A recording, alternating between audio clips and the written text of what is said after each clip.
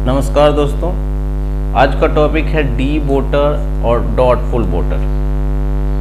ये क्या होते हैं, ये चर्चा में क्यों है? इसमें एक शब्द आपको मिलेगा डिक्लेयर फॉरेनर, यानी घोषित विदेशी क्या होते हैं। फॉरेनर ट्रिब्यूनल क्या होता है, स्ट्रक्चर क्या है, फॉरेनर ट्रिब्यूनल के पास पावर किसका है, कौन इसको एस्टैब्लिश करता है, और लास्ट में जो फॉरेनर ट्रिब्यूनल है इसमें कौन अपील कर सकता है। तो मेरे साथ बने रहिए, ये सारे पॉइंट आपको इस टॉपिक में कवर होंगे, तो बने रहिए। कॉन्टेस्ट क्या है? हाल ही में असम में 6 डिटेंशन सेंटर में से एक डिटेंशन सेंटर में बचे अंतिम फॉरेनर मनिंद्र दास को रिहा कर दिए गए हैं। हालांकि अन्य 5 जो डिटेंशन सेंटर है उसमें लगभग 170 व्यक्तियों को रिहा किया जाना बाकी है। अब ये क्या है? मनिंद्र दास को 2015 में डी वोटर के रूप में चिन्हित किया गया था। उसके बाद 2019 में एक फॉरेनर ट्रिब्यूनल द्वारा एक तरफा निर्णय सुनाते हुए उनको फॉरेनर घोषित कर दिया गया था, है ना। तो अगर किसी भी आदमी को फॉरेनर क्यों घोषित किया जाता है, हम ये समझते हैं। यानी डी वोटर कौन होते हैं? आपको पता है कि असम में नेशनल रजिस्टर ऑफ सिटीजनशिप को तैयार करने के दौरान जिन व्यक्तियों को नागरिकता या तो संदेह में है या विवादित पाई गई है, उन्हें डी वोटर के रूप में वर्गीकृत किया गया था या डी वोटर माना गया।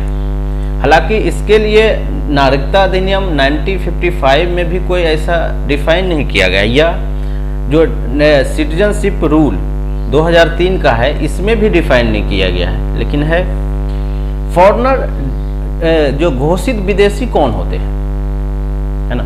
घोषित विदेशी वो होते हैं जो स्टेट पुलिस द्वारा किसी भी व्यक्ति को नागरिकता के लिए संदेह पाया जाता है और वह व्यक्ति नागरिकता प्रमाण पत्र देने में विफल रहते हैं, तो उसे किसी एक फॉरेनर ट्रिब्यूनल द्वारा विदेशी घोषित कर दिया जाता है। अगर मैं बात करूं कि ये फॉरेनर ट्रिब्यूनल क्या होते हैं,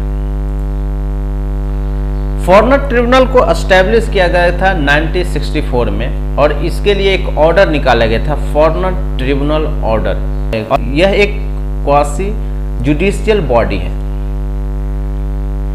यह ट्रिब्यूनल देश में अवैध रहने वाले व्यक्ति के बारे में यह निर्धारित करता है कि वह व्यक्ति विदेशी है अथवा नहीं है।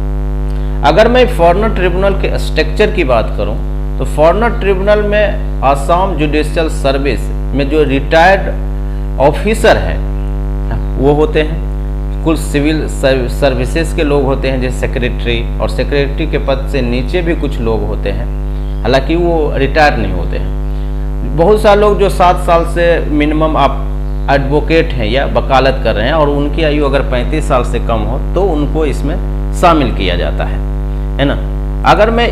अगर नेक्स्ट बात करूं कि इसके स्थापित करने की शक्ति किसको है, वही बात है फॉरेनर ट्रिब्यूनल ऑर्डर 1964 में होम मिनिस्ट्री के अंतर्गत आता है, और सभी राज्यों और केंद्र शासित प्रदेशों में ये डिस्ट्रिक्ट मजिस्ट्रेट को ट्रिब्यूनल स्थापित करने का अधिकार दिया गया है। हालांकि इससे पहले सिर्फ यह शक्ति केंद्र सरकार के पास थी, लेकिन अब किसके पास है? डिस्ट्रिक्ट यानी डीएम के पास है। अगर मैं फॉरेनर ट्रिब्यूनल में अपील करने का अधिकार किसको है? कोई भी अधिकार कोई भी कर सकता है ना। सभी व्यक्तियों को अधिकारों में अपील करने का अधिकार।